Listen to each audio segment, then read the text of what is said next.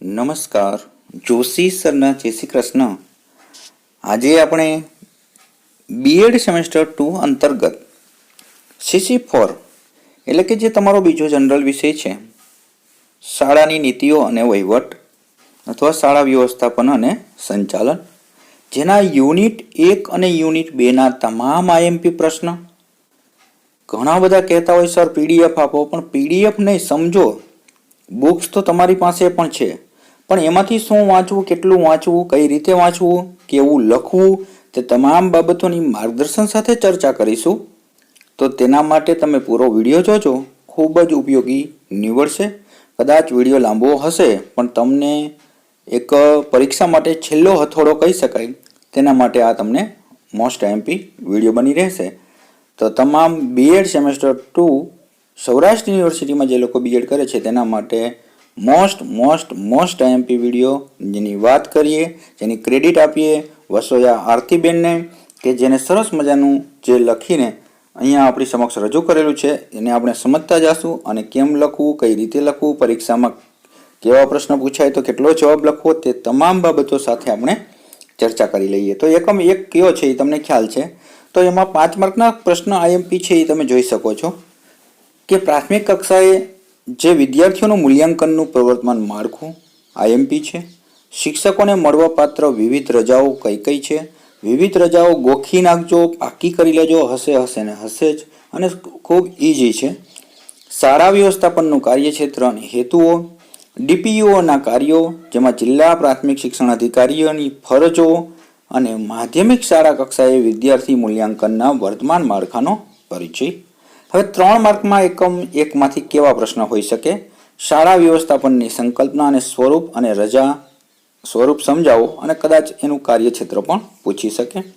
રજા અરજીનો નમૂનો, બહુ સરળ અને એકદમ ઇઝી અને પૂછવાલાયક પ્રશ્ન છે. રજા અરજીનો નમૂનો કઈ રીતે છે? તમે રજા ચિઠ્ઠી લખતા જશો એ પ્રમાણે નમૂનો લખી દેવાનો, પણ ખાસ ધ્યાન રાખવાનું, નમૂનામાં નામ લખવાનું નહીં, ત્યાં ... ખાલી જગ્યા છોડી દેવાની. ત્યારબાદ તાલુકા પ્રાથમિક શિક્ષણ અધિકારી એટલે કે TPOની ફરજો, સર્વિસ બુક એટલે સેવાપોથીનો પરિચય, ડેસ્કટોપ રજિસ્ટરનો પરિચય, શાળા દફતરના ભાગ સ્વરૂપે GR અને LC. હવે એકમ 2માં આપણે જે ચર્ચા કરવાના છે એમાં કયા પ્રશ્ન છે? તો મોસ્ટ IMP 110% પૂછાય એવો પ્રશ્ન, શિક્ષકના કાર્ય સંતોષ પર અસર કરતા હકારાત્મક પરિબળો, અને એક આવશે નકારાત્મક પરિબળો. HTAT પ્રાથમિક આચાર્યની ભરતીની માટેની પ્રક્રિયા. એકમ 2માં 5 માર્કમાં હજુ ચર્ચા કરીએ તો વિદ્યાર્થી કલ્યાણ યોજનાઓ આ મગજમાં બેસાડી લેજો. શિક્ષક ભરતીનું ગુણાંકન યોજના, આચાર્યની ભૂમિકા અને કાર્યો, વર્તમાન શિક્ષકની ભરતી પ્રક્રિયાના સંદર્ભે જે માધ્યમિક શિક્ષકની ભરતી માટેની ગુણાંકન યોજના. એટલે માળખા તમારે ટાટના બધા જ પાકા કરી લેવાના છે. હવે 3 માર્કમાં શું છે તો કે શિસ્ત એટલે શું, તેના પ્રકારો, એકદમ સરળ ઇઝી આવડી જાય એવો પ્રશ્ન, ખાલી એક વખત સાંભળી લેશો તો પણ આવડી જશે. શિક્ષકોની ફરજો, શાળામાં શિસ્તની જાળવણીમાં આચાર્યની ભૂમિકા, ટાટ અને HTAT વિશે સમજૂતી, વર્તમાન શિક્ષકની ભરતી પ્રક્રિયા મુજબ જે ટેટ 2 માટેનું ગુણાંકન યોજના, એટલે તમે માળખા કરી લેશો એટલે પણ એકમ 2માંથી ઘણું બધું કવર થઈ જશે. ચાલો તો ઝડપથી હવે આપણે વધારે સમય ન લેતા જે આપણો અભ્યાસક્રમ છે એકમ 1નો, એ તો તમને ખબર જ છે, એના ઉપર આપણે વધારે ચર્ચા કરતા નથી, પણ એમાં પૂછાવા લાયક બાબતો છે એ તમને ખ્યાલ આવી જાય આમ જ, કે શાળા વ્યવસ્થાપન એટલે શું, આવું 2 માર્કમાં પૂછાય. શાળા વ્યવસ્થાપનનું સ્વરૂપ ને હેતુઓ અને કાર્યક્ષેત્રના સંદર્ભમાં છે, 3 માર્કમાં લઈ શકે. પછી 3 માર્કમાં પૂછવું હોય તો GR વિશે પૂછે, 2 માર્કમાં પૂછવું હોય તો LC એટલે શું પૂછી શકે, હાજરી પત્રક એટલે શું, ડેસ્કટોપ એટલે શું, આ બધું પૂછી શકે. સર્વિસ બુક છે એ કદાચ લઘુ જવાબીમાં પૂછી શકાય, પણ વધારે છે તો 5 માર્કમાં એટલે કે નિબંધલક્ષીમાં પણ પૂછી શકાય એવી બાબત છે. પ્રાથમિક અને માધ્યમિક કક્ષાએ વિદ્યાર્થી મૂલ્યાંકનનું વર્તમાન માળખાનો પરિચય, આ બધો અથવામાં જ કાઢવાનો હોય, પણ તેમ છતાં જેને આવડે તો સારું છે, યાદ રહી જતું હોય તો એ લખી દેવાનો. પછી DPO કે TPO એક હશે ને હશે, બરાબર છે. અને ટૂંકમાં આપણે જવાબ આપો એમાં BRC અને CRC. તો જોઈ લઈએ 5 માર્કમાં અગાઉ પૂછાયેલા છે, મોસ્ટ IMP છે, વેરી મોસ્ટ IMP. તમને લખી દીધું છે, આવી ચર્ચા પણ કરતા જશો. કઈ રીતના લખશું? પ્રશ્ન 1 ખાસ તમે જ્યારે લખવા બેસો ત્યારે પ્રશ્ન 1 નો પ્રશ્ન એ નો પ્રશ્ન 1 કે પ્રશ્ન 2 આવું કાયદેસર હાંસિયામાં મળી જાય ને એવી રીતે તમે લખજો. ઘણા બધા ઉતાવળમાં પ્રશ્ન એવી રીતે લખી દે પણ મળતા પણ નથી, એટલે તમારા માર્ક કપાવવાની સંભાવના વધારે રહે છે. હું તો એવો આગ્રહ રાખું છું કે કદાચ તમારે એક લીટી લખવી પડે તો લખી દેવાની, એમાં આપણે કંઈ બહુ વધારે સમય જતો નથી. કદાચ તમારે એવું લાગે તો ઉપસારમાં 1-2 લીટી ઓછી કરી નાખવાની. બરાબર છે. ચાલો તો પ્રાથમિક કક્ષાએ વિદ્યાર્થી મૂલ્યાંકનનો વર્તમાન માળખાનો પરિચય આપો. 2016માં, 17માં, 18માં, 19માં આવી રીતે પૂછાયેલો જ પ્રશ્ન છે, એટલે તમને ખ્યાલ આવી જાય કેટલો ઇમ્પોર્ટન્ટ છે. સૌ પ્રથમ મેં કીધું એમ જો પ્રસ્તાવના લખવાથી ફાયદો એ થશે, ઉપર પણ લીટી છોડી શકો, નીચે પણ લીટી છોડી શકો અને પ્રસ્તાવના લખી દેવાની કે આરટી 2009ની જોગવાઈ મુજબ હવે વિદ્યાર્થીઓને સતત અને સર્વાંગી વિકાસને માપી શકાય તે પ્રકારનું મૂલ્યાંકનનું માળખું ઘડવા માટે સૂચવવામાં આવેલ છે. તો પ્રસ્તુત પ્રશ્નમાં આપણે આ માળખાનો પરિચય મેળવીએ. હવે સંકલ્પના કે શાળાકીય સર્વગ્રાહી મૂલ્યાંકન એ બાળકના વ્યક્તિત્વના સર્વાંગી વિકાસની જાણકારી મેળવવાની તથા તેનું વિશ્લેષણ અને અર્થઘટન કરવાની પ્રક્રિયા છે. આરટી એક્ટ 2009 મુજબ રાજ્યમાં શાળાકીય મૂલ્યાંકનમાં જે આપણે કહી શકાય કે ધોરણ 1 થી 8ના વિદ્યાર્થીઓને સર્વગ્રાહી મૂલ્યાંકનમાં ઘણી બાબતો સમાવિષ્ટ છે. જે આપણે જોઈએ તો મુખ્યત્વે વિદ્યાર્થીઓના શૈક્ષણિક, સામાજિક, બૌદ્ધિક અને શારીરિક અને સર્વગ્રાહી આમ બાબતોની નોંધ. બીજી બાબતની નોંધ વિચારીએ તો વિદ્યાર્થીઓના ગુણો, વલણો, રસ, રુચિ, ત્રુટિ વગેરેની જાણકારી. તો આવી રીતે શાળાકીય સર્વગ્રાહી મૂલ્યાંકનના પ્રકારના સંદર્ભમાં 2 પ્રકાર થાય છે. આ વસ્તુ યાદ રાખજો. શાળાકીય સર્વગ્રાહી મૂલ્યાંકનના કેટલા પ્રકાર છે? 2 પ્રકાર છે, જેમાં પહેલો પ્રકાર શૈક્ષણિક મૂલ્યાંકન અને બીજો પ્રકાર છે સહશૈક્ષણિક મૂલ્યાંકન. તો શૈક્ષણિક મૂલ્યાંકન એટલે શું? આપણને ખબર છે કે વર્ગખંડમાં આપણે જે કસોટીઓ લઈ છે તે. તો શાળા કક્ષાએ વિવિધના જે ધોરણો છે એમાં વર્ગખંડમાં ભણાવાતા વિષયોના હેતુઓ કેટલે અંશે સિદ્ધ થયા છે તે જાણવાની પ્રક્રિયા એટલે શૈક્ષણિક મૂલ્યાંકન. કદાચ 2 માર્કમાં પણ આ રીતે પૂછે શૈક્ષણિક મૂલ્યાંકન એટલે શું અથવા સહશૈક્ષણિક મૂલ્યાંકન એટલે શું, તો તમને યાદ હોવું જોઈએ કે બાળકની બુદ્ધિમત્તા સાથે જોડાયેલ બાબતોનો સમાવેશ શૈક્ષણિક મૂલ્યાંકનમાં થાય છે. શૈક્ષણિક મૂલ્યાંકનમાં જે બાબતો રહેલી છે તેમાં આપણે જોઈએ તો અભ્યાસક્રમના વિષયો હોઈ શકે, અસાઇનમેન્ટ છે એનું પણ જે આપણે છે મૂલ્યાંકન થઈ શકે, પ્રોજેક્ટ વર્ક કરેલું હોય એના પણ માર્કિંગ મળે, પ્રાયોગિક કાર્ય કરેલું હોય એ પણ હોય અને મૌખિક કાર્ય, મૌખિક ટેસ્ટ પણ સમાવિષ્ટ છે. તો શૈક્ષણિક મૂલ્યાંકન કઈ રીતે હોય તો કે રચનાત્મક, સત્રાંત અને સ્વ અધ્યયન કાર્યનું મૂલ્યાંકન. તો અહીં શાળાકીય વિષયોમાં રચનાત્મક મૂલ્યાંકન અને સત્રાંત મૂલ્યાંકનના આધારે સમગ્ર વર્ષ દરમિયાન મૂલ્યાંકન કરવાનું રહે છે.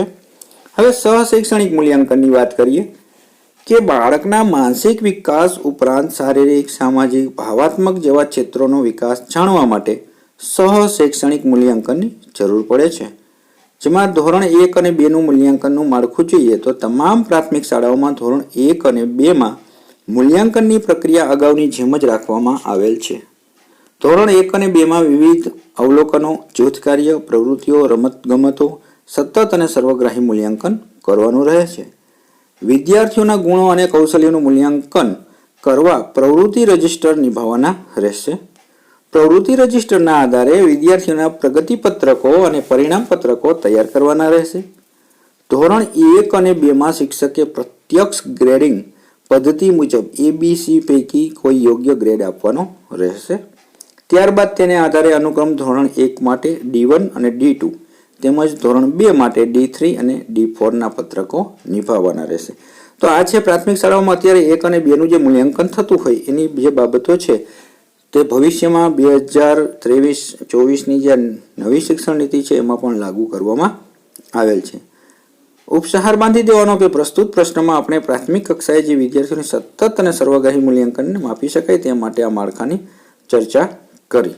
એમ કરીને પ્રશ્ન ત્યાં પૂરો કરી દેવાનો. હવે વિવિધ રજાઓ મોસ્ટ આઈએમપી સૌથી સરળ પ્રશ્ન યાદ રહી જાય. એક વખત હું અહીંયા રજૂ કરું છું તો પણ તમને લખી શકશો એની ગેરંટી છે. 2016, 18, 20 અને રજાની વ્યાખ્યા આપી તેના પ્રકાર જણાવો. આ રીતે પણ પ્રશ્ન પૂછાયેલો છે 20માં. તો તો પ્રસ્તાવના થોડી લખી દેવાની કે ગુજરાત મુલકી સેવા રજાના નિયમો 2002 અનુસાર રજાના નિયમો હેઠળ મળવાપાત્ર રજાઓની વિગતે માહિતી આપણે ચર્ચા કરીશું. હવે પહેલાં તો રજા એટલે શું, કદાચ ટૂંકમાં પૂછે તો પણ યાદ રાખવાનું કે રજા એટલે સક્ષમ અધિકારીની વિવેક બુદ્ધિ અનુસાર મંજૂર કરવામાં આવતી કર્મચારીની ફરજ ઉપરની ગેરહાજરી. જોજો, ગોખી નાખજો કે રજા એટલે સક્ષમ અધિકારીની વિવેક બુદ્ધિ અનુસાર મંજૂર કરવામાં આવતી કર્મચારીની ફરજ ઉપરની ગેરહાજરી. હવે રજા નકારવાનો હક સત્તાધિકારીને છે. રજા હક તરીકે માગી શકાય નહીં. રજા એ આપણો હક નથી. આમ જોવા જઈએ તો રજા હક છે, પરંતુ આપણે જો આપણા ઉપરી અધિકારી ના પાડે તો આપણે રજા છે રાખી શકતા નથી. રજાના નિયમો હેઠળ રજાનો હિસાબ મહિના અને દિવસોના હિસાબે નહીં, પરંતુ ફક્ત દિવસોને હિસાબે જ રાખવામાં આવે છે. રજાના પ્રકારોની વાત કરીએ તો રજાના નિયમો હેઠળ મળવાપાત્ર રજાના પ્રકારો, જેમાં અર્ધપગારી રજા, હોસ્પિટલ રજા, પ્રાપ્ત રજા, અસાધારણ રજા, બિનજમા રજા, રૂપાંતરિત રજા, પ્રસૂતિ રજા. આમ રજાની અન્ય અગત્યની પણ જોગવાઈઓ છે, તે આપણે જોઈએ. હવે યાદ રાખવા માટે એક સૂત્ર પણ છે, સરસ મજાનું અહીંયા આરતીબેને લખેલું છે. તમે જો તમને યાદ રહીએ સૂત્ર અને તમને એ રીતે ઈજી પડે તો એ પણ રાખી લેજો. જેમાં સૂત્ર કઈ રીતે, તો કે તમે પણ બનાવી શકો. જે પહેલો શબ્દ છે અને લટકણીયા સ્વરૂપનું કહેવાય, તો એ જે એક એક શબ્દ લઈ અને તમે બનાવી શકો છો કે જેમાં અહોયા, અહોપ્રા, આબરૂ, પ્રજા. તમે આ શબ્દને આડાઅવડા પણ ગોઠવી શકો છો. કોઈ એવું નિશ્ચિત નથી કે તમને જે રીતે શબ્દ યાદ રહે એ રીતે તમે ગોઠવી અને આ રીતે યાદ રાખી શકો. અહોપ્રા, આબરૂ, પ્રજા. તો અર્ધપગારી રજાની વાત કરીએ તો નોકરીના પૂરા કરેલા વર્ષના આધારે જમા થાય છે. કેલેન્ડર વર્ષમાં જોઈએ તો 20 જમા થાય છે. દર 6 માસે 1 જાન્યુઆરીથી 1 જુલાઈએ એડવાન્સમાં 10 રજા જમા થાય છે. યાદ રાખજો, 1 જાન્યુઆરીથી 1 જુલાઈ સુધીમાં હંગામી સહિતની દરેકને મળે છે. રજા પગાર પ્રાપ્ત રજા પર હોય તો તેના 1/2 દરથી મળે છે. આ રજા જમા કરવા માટે કોઈ મર્યાદા નથી, જેથી અમર્યાદિત પ્રમાણમાં જમા થઈ શકે છે. હવે વાત કરીએ હોસ્પિટલ રજા. તો વર્ગ 3-4ના જે કર્મચારી કે જે સામાન્ય તથા પોલીસ જે એવો વિભાગ છે અધિકારીનો, જેમાં વન વિભાગ પણ હોય, તેઓને જે જોખમવાળી નોકરીવાળાના કારણે મળતી હોય છે. રજાના હિસાબમાં ઉધારવાની નથી. રજા પગાર અર્ધ પગાર જેટલો જ મળે. આવી રજા 3 વર્ષમાં 3 માસથી વધુ ન મળી શકે. હવે પ્રાપ્ત રજા. તો 1 જાન્યુઆરીથી 1 જુલાઈ, આ તો તમે યાદ જ રાખી લેજો. 1 જાન્યુઆરીથી 1 જુલાઈના રોજ જે અર્ધવાર્ષિક ગ્રાન્ટ અથવા કોઈ શાળા છે એના માટે 15 દિવસની રજા એડવાન્સમાં જમા થાય છે. હવે આ સમયગાળાની જે 15 એડવાન્સમાં જમા થાય છે અને સાથોસાથ નોકરીના પૂરા થયેલા દરેક અંગ્રેજી માસના આપણે કહી શકાય કે 1/2 લેખે આવી રજા જમા કરવાની રહે છે. એટલે કે એકસાથે 120 ભોગવી શકાશે નહીં. એટલે આપણને ખ્યાલ આવે કે 4 તરીને 12, 4 મહિના જેટલી સતત આપણે રજા ભોગવી શકતા નથી. આવી રજા પ્રાપ્ત રજા ઓછામાં ઓછી 7 દિવસ અને વર્ષમાં આપણે કહી શકાય તો 3 વાર મંજૂર કરી શકાય છે. રજાના આગલા દિવસે જે પગાર મેળવતા હોય તે પગાર રજા પગાર તરીકે રહેલો હોય છે. અજમાયશી તથા તાલીમી ધોરણે રજા. હવે વધુમાં વધુ 300 દિવસની રજા એકત્રિત કરી શકાય છે અને તેના કરતાં વધી જાય તો દર 6 માસની ગણતરી માટે વધારાના રજાનો હિસાબ નિભાવવાનો રહે છે. આ વધારાનો રજાનો હિસાબ દર 6 માસે બંધ કરી તેનું બેલેન્સ શૂન્ય કરવાનું રહે છે. આ રજા એકસાથે જાહેર રજાઓને આગળ પાછળ લેતા સામાન્ય રીતે 7 દિવસથી ઓછી મંજૂર કરી ન શકાય.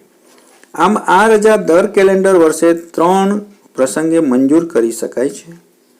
હવે અસાધારણ રજા. તો અન્ય કોઈ રજા મળવાપાત્ર ન હોય અથવા માંગણી કરવાથી 36 માર્ચ સુધી ખાસ કિસ્સામાં મળે. અંગત કારણોસર કે માંદગી માટે મળે. સામાન્ય રીતે 9 માસ સુધીની મંજૂર થાય છે. જેણે 1 વર્ષની નોકરી કરી હોય તેને કેન્સરની સારવાર માટે 12 માસ અને ટીબીની સારવાર માટે 15 માસ સુધી આપવામાં આવે છે. સ્વૈચ્છિક ગેરહાજરીને પણ રજા મંજૂર કરનાર અધિકારી આ રજા ગણી શકે છે. રજા પગાર ન મળે પરંતુ 180 દિવસ સુધી ઘર ભાડું, સ્થાનિક વળતર ભથ્થું મળે અને તબીબી પ્રમાણપત્ર પર હોય તો પ્રમાણપત્રની તારીખ સુધી જે એનું પગાર ભથ્થું છે એ પણ મળવાપાત્ર બને છે. બિનજમા રજા. કદાચ આવું પણ પૂછી શકે કે બિનજમા રજા એટલે શું, તો એ પણ તમને અંદરનો ખ્યાલ હોવો જોઈએ કે કોઈ પણ રજા જમા ન હોય ત્યારે કાયમી કર્મચારીને ખાસ કિસ્સા તરીકે આ રજા મળતી હોય છે. રજા મંજૂર કરનારે ધ્યાનમાં રાખવાનું કે રજા પરથી પરત આવે ત્યારે તેટલી અર્ધ પગારી રજા કમાઈ શકશે. જો હંગામી કર્મચારીની 5 વર્ષની નોકરી હોય તો તેને ટીબી, કેન્સર, રક્તપિત્ત, માનસિક બીમારી જેવા કારણોસર મળી શકે છે. હવે રૂપાંતરિત રજા. તો અર્ધ પગારી રજા જેટલી જ હોય તેની 1/2 ભાગની રજા તબીબી પ્રમાણપત્રના આધારે મળવાપાત્ર છે. પોતાની માંદગી તથા કુટુંબના સભ્યની માંદગી માટે પણ મળે છે. આ રજા અર્ધ પગારની રજાના હિસાબમાં બેવડી ઉતારવાની રહે છે. 7 દિવસથી ઓછી નહીં પરંતુ સ્વવિવેકે મંજૂર કરી શકાય છે. સ્ત્રી કર્મચારી પ્રસૂતિના રજાના સાનિધ્યમાં 60 દિવસની આ રજા મેડિકલ સર્ટિફિકેટ જે વગર આ લઈ શકાય છે અને રજા પગાર પ્રાપ્ત રજા જેટલો જ મળે છે. હવે પ્રસૂતિ રજા. આ ખાસ પ્રકારની બહેનો માટેની રજા છે કે જેમાં કાયમી કે હંગામી સ્ત્રી સરકારી કર્મચારી કે જે 1 વર્ષથી નોકરી કરતી હોય અને તે 2 કે તેથી વધુ જીવિત બાળકો ન હોય તો મળે છે. પ્રસૂતિની રજા કર્મચારીના રજાના ખાતામાં ઉધારવામાં આવતી નથી. 2 કે તેથી વધુ બાળકો જીવિત હોય તો ન મળે. વિદ્યા સહાયક ભાઈઓને પિતૃત્વ રજા મળે નહીં. 1 વર્ષથી ઓછી નોકરી માટે બિનપગારી, 1 વર્ષથી વધુ પરંતુ 2 વર્ષ કરતાં ઓછી નોકરી હોય તો અર્ધ પગારી, 2 વર્ષ કરતાં વધુ હોય તો પૂરા પગારની રજાઓ મળવા પાત્ર છે. એટલે પ્રસૂતિની બહેનોને મળે અને પિતૃત્વની છે એ ભાઈઓને મળે છે. રજાની અન્ય અગત્યની જોગવાઈ. તો રજા હક તરીકે માંગી શકાય નહીં. રજા નામંજૂર થઈ શકે છે. રજા દરમિયાન ખાનગી વેપાર કે ધંધો કરી શકાય નહીં. કોઈ પણ રજા એકબીજા સાથે જોડી શકાશે. રજાનો પ્રકાર રજા મંજૂર કરનાર અધિકારી પોતાની જાતે બદલી શકે નહીં.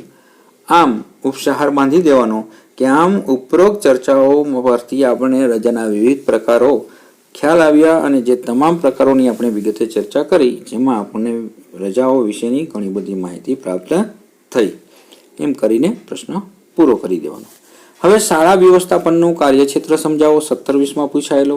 શાળા વ્યવસ્થાપનનું કાર્યક્ષેત્ર અને હેતુઓ જણાવો 2019માં પૂછાયેલો. અને શાળા વ્યવસ્થાપનના હેતુઓ જણાવો માત્ર 2018માં 3 માર્ક્સમાં પૂછાયેલો.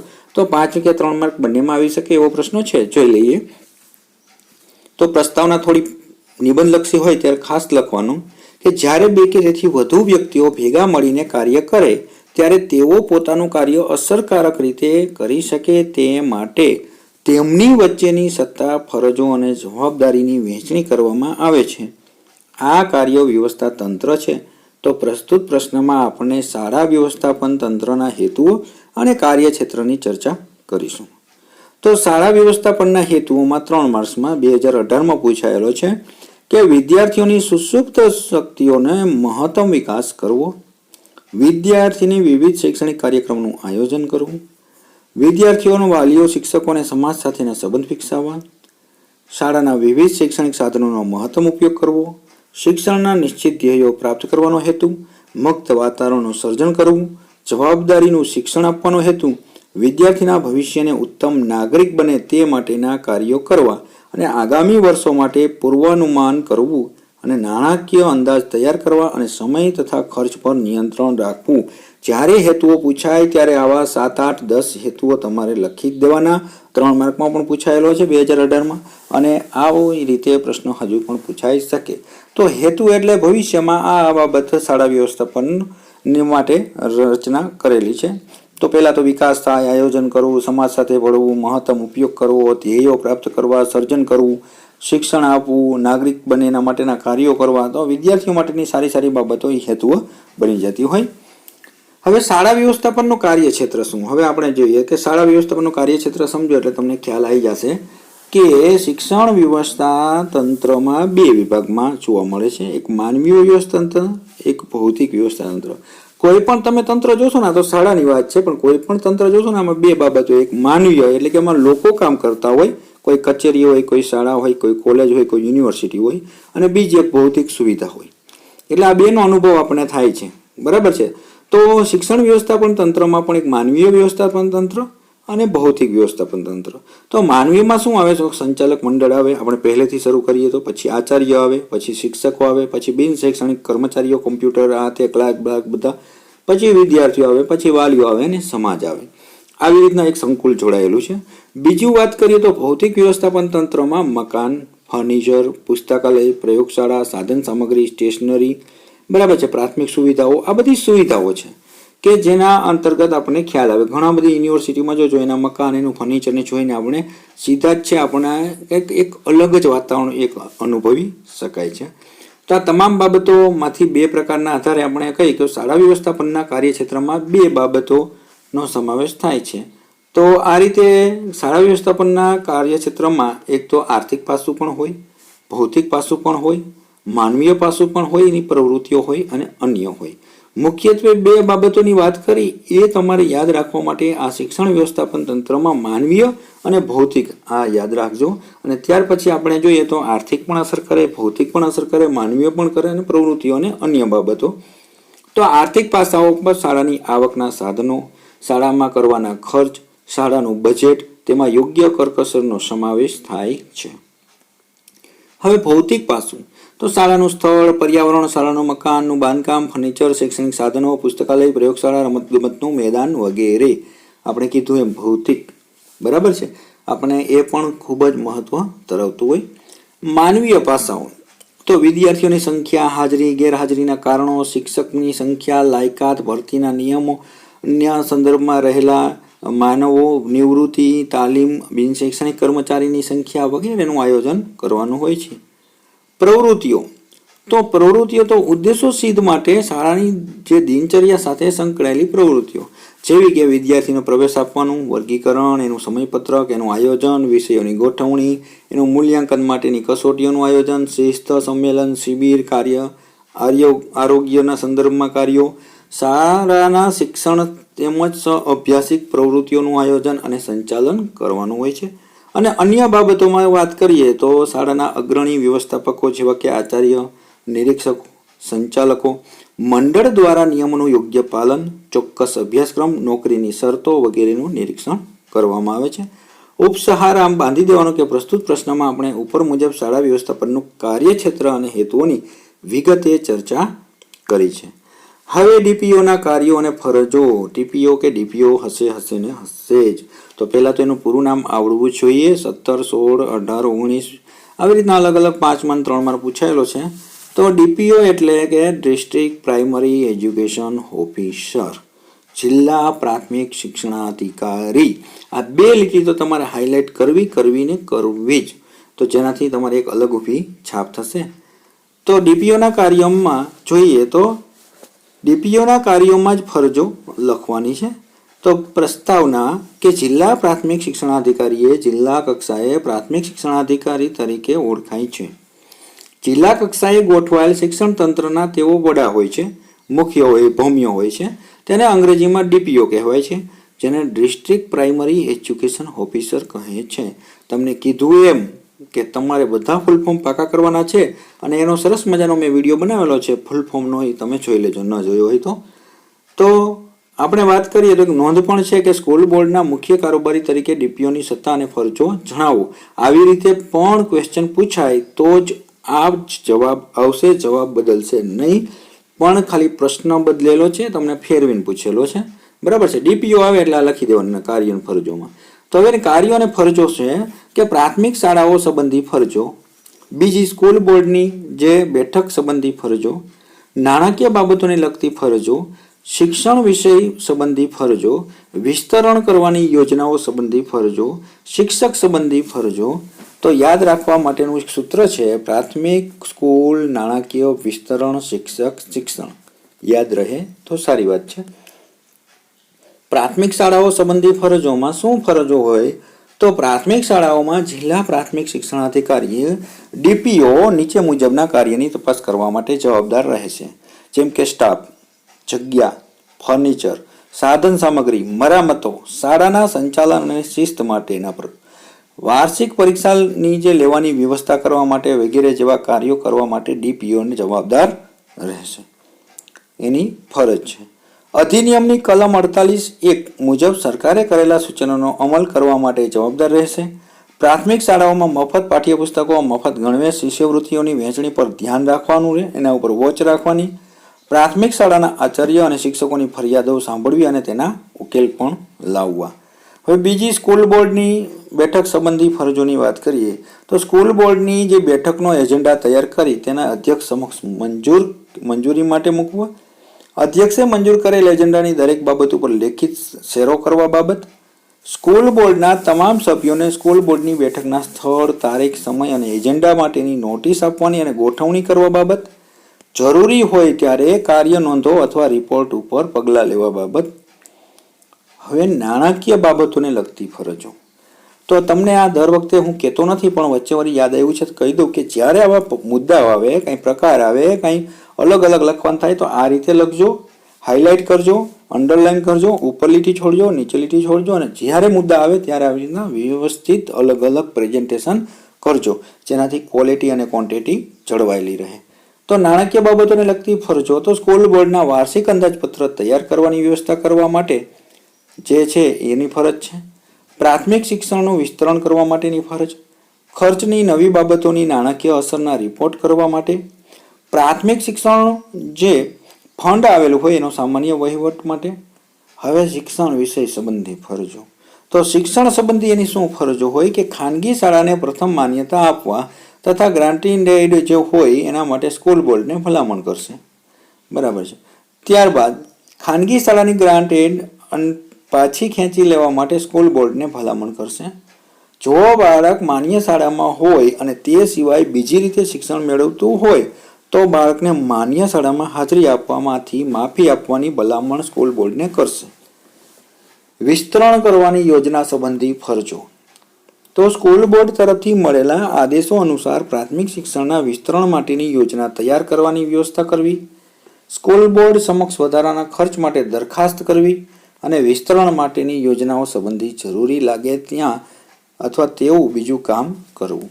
હવે ઉપસહાર બાંધી દેવાનો કે ટૂંકમાં જિલ્લા કક્ષાએ જિલ્લા પ્રાથમિક શિક્ષણાધિકારીની જવાબદારી ખૂબ જ મહત્વની રહેલી હોય છે.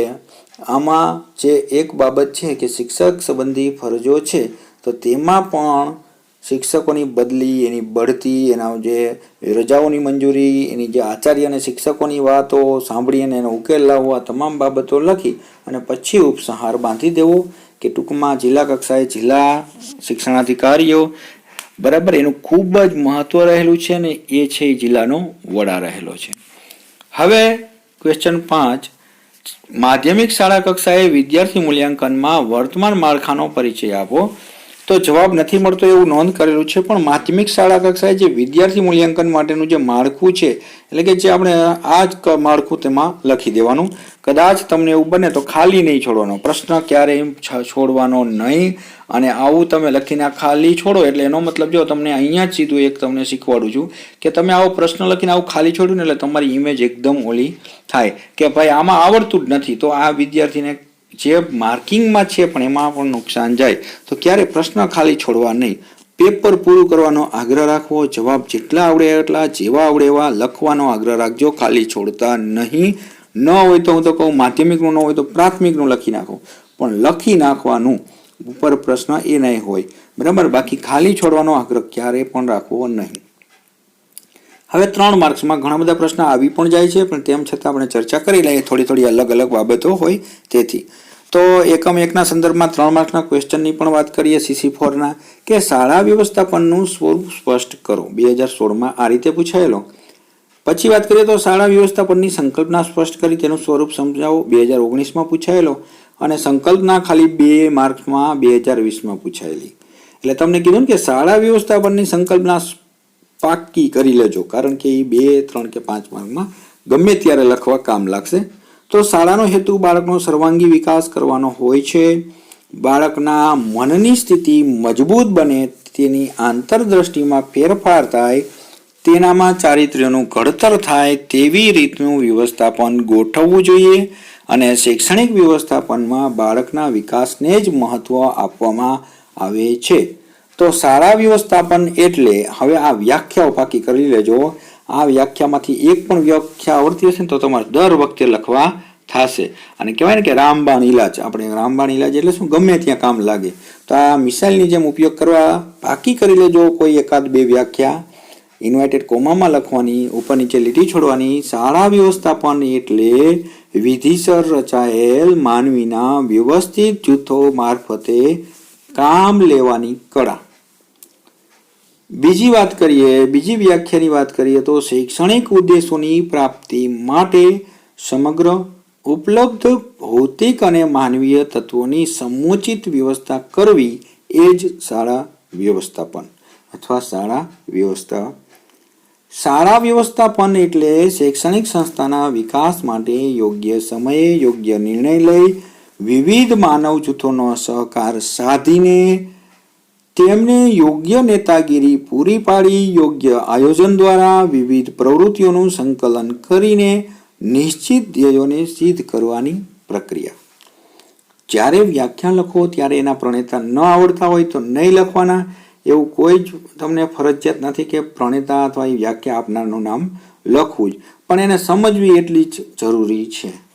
બરાબર છે. પણ જે વ્યાખ્યા ઉપરથી તમે સમજાવી શકો છો એ પણ તમારે લખવું હોય તો લખી શકો છો.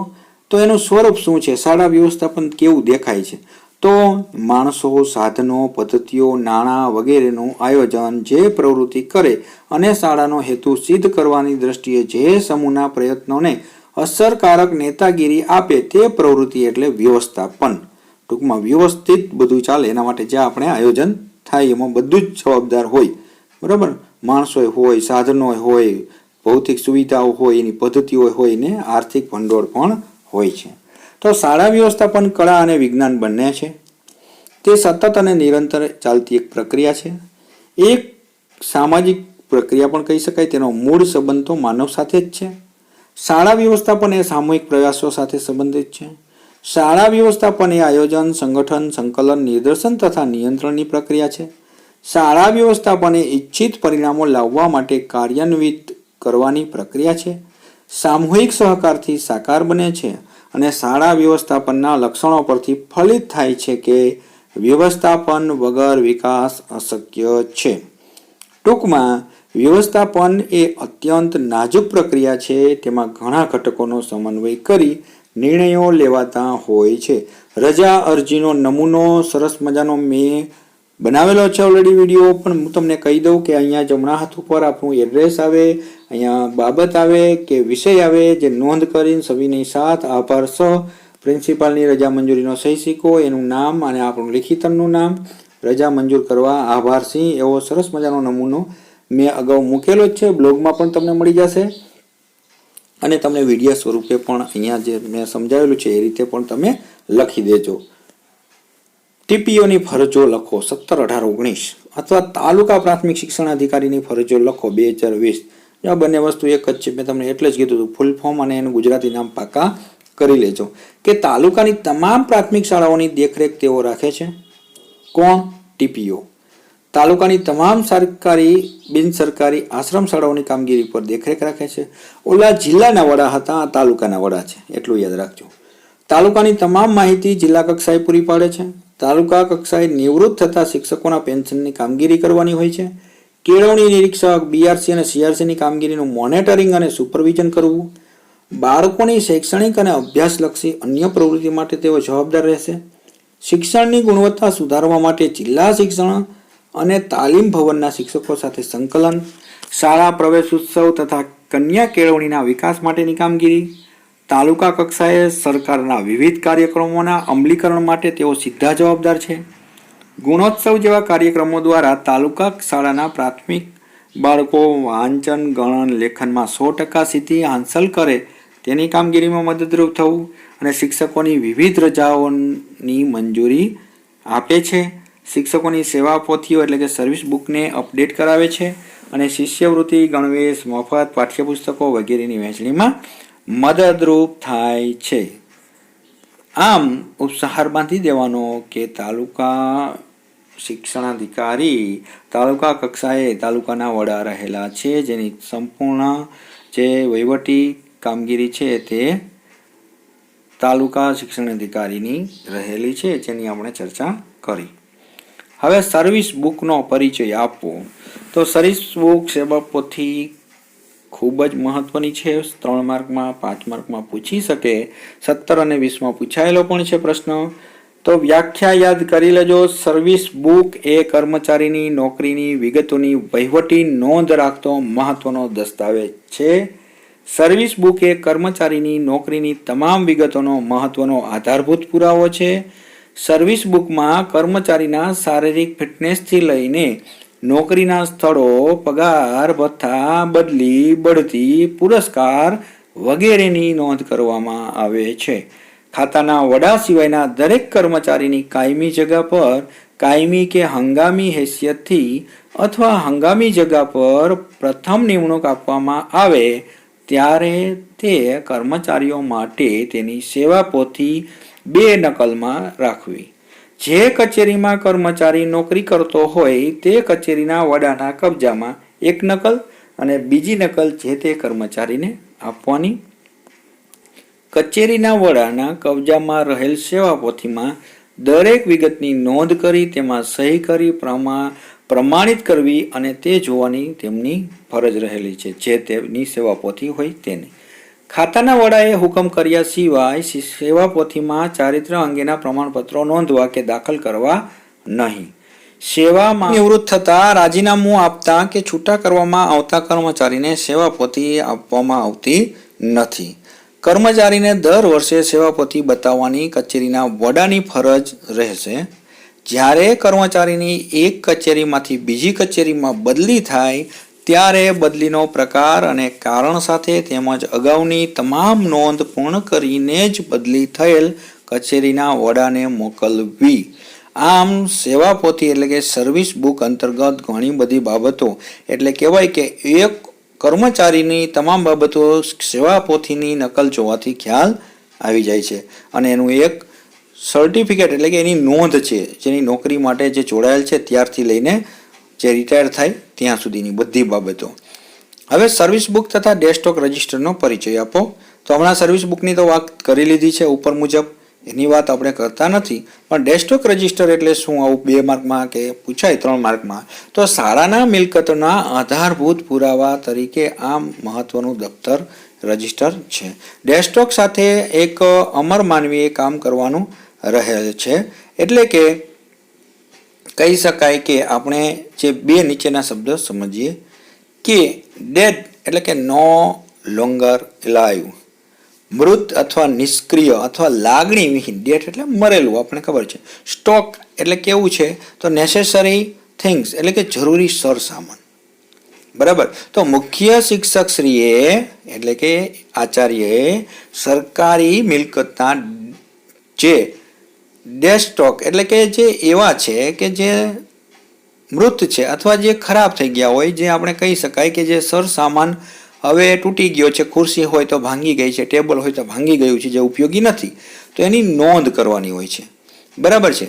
અને આ જે નોંધ રહી એની જરૂરિયાત મુજબ ક્યારેક આપણે વહેંચણી પણ કરવાની હોય છે કે આ તમે નોંધ કરી દો.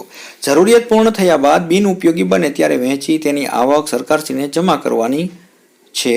દાખલા તરીકે શાળામાં પિત્તળના વાસણો આપવામાં આવ્યા છે, તેને અમુક સુધી વાપર્યા અને અમુક કોઈ કારણોસર તેને રદ કરવાના થાય છે ત્યારે જાહેર હરાજી કરી પ્રાપ્ત રકમ જમા કરવાની આ રજિસ્ટરમાં રહે છે.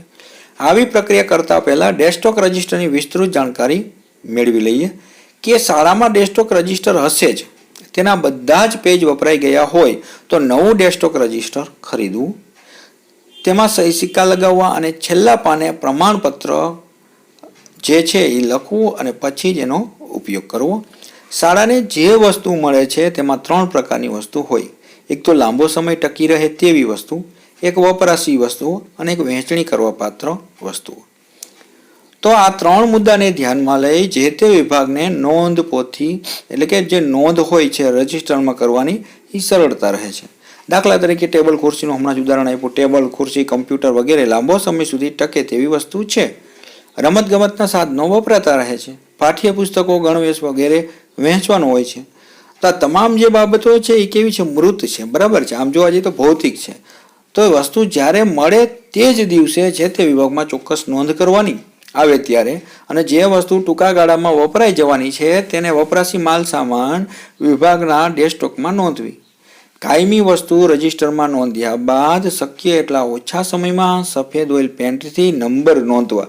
એટલે તમે જો સરકારી કચેરીમાં જાશો ને તો ખુરશીમાં એમાં પાછળ નંબર લખેલા હશે. તો એ શા માટે? તો કે એ સરકારનો આદેશ છે ને ડેસ્કટોપ રજિસ્ટરમાં એ નંબર નોંધેલા હોય છે. પછી કાગળની કાપલી કે સ્કેચ પેનથી નંબર ન લખવા ખાસ, કારણ કે ભૂસાઈ જાય, નંબર આડાવડા ન થાય. શક્ય હોય ત્યાં સુધી વસ્તુનું વર્ણન અચૂક નોંધવું. દાખલા તરીકે કબાટ હોય તો કેટલીક લંબાઈ પહોળાઈ વગેરે લખવાનું. કોમ્પ્યુટર હોય તો કઈ કંપનીનું કેટલી કિંમતનું અચૂક લખવું. ચોરી, આગ, અકસ્માત કે અન્ય પ્રકારની નુકસાનીમાં દફતરમાં જો અગત્યનો પુરાવો બની શકે તો એના માટે પણ ક્યાંક ને ક્યાંક નોંધ કરવામાં ડેસ્કટોપ રજિસ્ટર જરૂરી છે. હવે દાનમાં મળેલી વસ્તુનું એક અલગ રજિસ્ટર હોય છે, નિભાવવાનું હોય છે. અને દફતરમાં નોંધાયેલી વસ્તુ કે વર્તમાન સમયમાં ઉપયોગમાં ન લેવાની હોય તેવી વસ્તુને દફતરમાં બાદ કરવાની પૂર્ણ દરખાસ્ત કરવી જોઈએ. અને દર વર્ષે મુખ્ય શિક્ષકે જૂન માસમાં દરેક વસ્તુની જાત ખરાઈ કરી તે અંગેનું પ્રમાણપત્ર નોંધવું. એટલે કે જે વસ્તુઓ છે ને ભૌતિક એટલે કે મૃત સ્વરૂપની જે કંઈ ભૌતિક સુવિધાઓ એની પણ નોંધ લેવાતી હોય છે કચેરીમાં. એના માટે જ લખાણ હોય છે અને એની નોંધ ડેસ્કટોપ રજિસ્ટરમાં થતી હોય છે.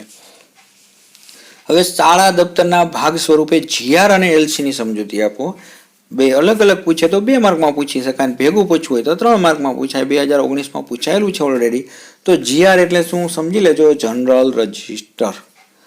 ઘણાને ખબર નથી હોતી જીઆર. તો જીઆર એટલે જનરલ રજિસ્ટર, જે તમારા માટેનો ભવિષ્યનો ચોપડો, જેમાં તમારે કંઈ પણ બાબતની નોંધ જોતી હોય ને તો જીઆરમાં મળશે. તો જનરલ રજિસ્ટર એ શાળાનું સૌથી મોટું શાળા પત્રક છે. આટલો જાડો ચોપડો હોય, પાક્કા પુઠ્ઠાનો. જનરલ રજિસ્ટરને જીઆર, વહીપત્રક રજિસ્ટર કે સામાન્ય રજિસ્ટર તરીકે પણ ઓળખવામાં આવે છે.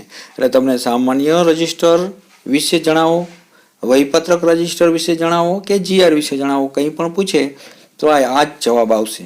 જીઆર એ જે તે શાળાનું અતિ મહત્વનું કાયમી દફતર છે. જનરલ રજિસ્ટરમાં વિદ્યાર્થીઓને લગતી પાયાની માહિતીઓ હોય છે.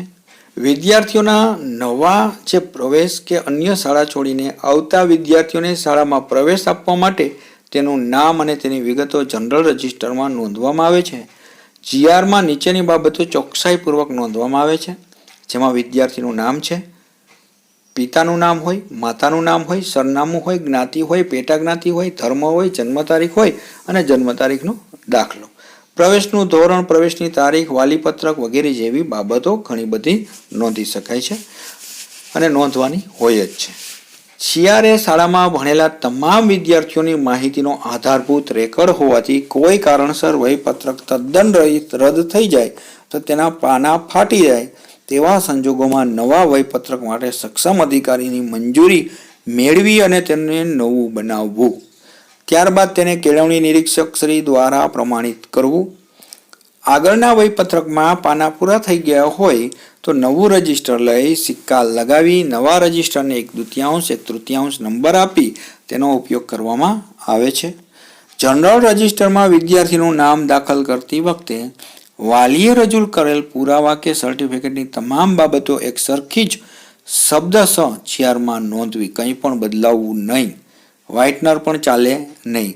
જીઆરના આધારે વિદ્યાર્થીને શાળા છોડતી વખતે જે લિવિંગ સર્ટિફિકેટ કાઢી આપવામાં આવે છે જેની નોંધ જીઆરમાં કરવાની રહે છે. અથવા કહી શકાય કે જીઆરના આધારે જ એલસી નીકળે છે. જરૂરી ફી લઈ જીઆરના આધારે શાળામાંથી જન્મ તારીખનો દાખલો પણ કાઢી આપવામાં આવે છે. આ હતું જીઆર. હવે એલસી તો લિવિંગ સર્ટિફિકેટ એક શાળા છોડ્યાનું પ્રમાણપત્ર છે જે દરેક વિદ્યાર્થી પાસે હશે ને હશે જ. શાળા છોડ્યાનું પ્રમાણપત્ર કાઢી આપતા પહેલા વાલીની અરજી મેળવવાની હોય છે. પ્રથમવાર પ્રમાણપત્ર લેનાર પાસે કોઈ ફી લઈ શકાય નહીં. બીજી વાર પ્રમાણપત્ર લેનાર પાસે જો તેનો અભ્યાસ શરૂ હોય તો તેને 1 રૂપિયો અને અભ્યાસ શરૂ ન હોય તો 5 રૂપિયા ફી લેવાની રહેશે. જીઆરમાંથી જે વિગતો એલસીમાં ભરવામાં આવે છે તે અક્ષરશ હોવી જોઈએ, એટલે કે બેઠે બેઠી હોવી જોઈએ. એમાં આપણે કાંઈ બદલી કરી શકાતી, કર્મચારી કંઈ કરી શકતો નથી. એલસીના લખાણમાં છેકછાક કરી શકાય નહીં, ઘૂંટી શકાય નહીં. અનિવાર્ય સંજોગોમાં છેકછાક થાય તો આચાર્યએ તેની સહી ટૂંકમાં કરવાની છે. બરાબર, એટલે ખ્યાલ આવે કે કોઈ બીજાએ છેકછાક કરેલ નથી. એલસીના ઉપરના ભાગે શાળાનો સિક્કો તથા નીચેના ભાગે આચાર્યના સહી સિક્કા કરવા, વર્ગ શિક્ષકે સહી કરવાની હોય છે. ખાનગી શાળાના એલસીમાં માન્યતા ક્રમાંક આવશ્યક છે. જેમાં આપણે કહી શકાય કે એલસીમાં ઘણી બધી બાબતો નોંધવાની હોય છે. અને તમે એલસી જુઓ એટલે નમૂનો પણ તમને યાદ આવે, એટલે યાદ આવી જાય કે એમાં આપણું એક વિદ્યાર્થીનું પૂરું નામ હોય, એની અટક હોય, માતા પિતાનું નામ હોય, જીઆર નંબર હોય, જન્મ તારીખ હોય, આંકડામાં અને શબ્દમાં બંને જોજો. ન હોય તો તમારી પાસે એલસી પડ્યું હોય તો જોઈ લેજો. જન્મ સ્થળ હોય, વિદ્યાર્થીની જ્ઞાતિ હોય, પેટા જ્ઞાતિ હોય, ધર્મ હોય, પ્રવેશની તારીખ હોય, પ્રવેશ ધોરણ હોય, શાળા છોડ્યાની તારીખ હોય, શાળા છોડતી વખતે ધોરણ હોય અને એની વર્તણૂક હોય કે એનું જે છે એ સારા ભાઈ કે છે. હવે એકમ 2 ના આઈએમપી પ્રશ્નની વાત કરવાની છે. એકમ 1 ના તમામ આઈએમપી પ્રશ્ન છે એ આવી ગયા છે. હવે થોડી હિન્ટ આપી દઈએ. આપણે CC4 નો એકમ 2 એનો ટૂંક સમયમાં ભાગ 2 કરીને એકમ 2 ની પણ આપણે ચર્ચા કરીશું. તો અહીંયા એકમ 1 સુધી રાખીએ.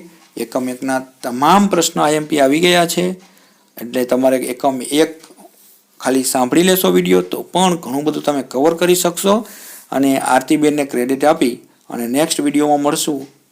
વિડીયો સારો લાગે તો શેર કરજો, સબસ્ક્રાઈબ કરજો. જોશી સરના જય શ્રી કૃષ્ણ. આવજો.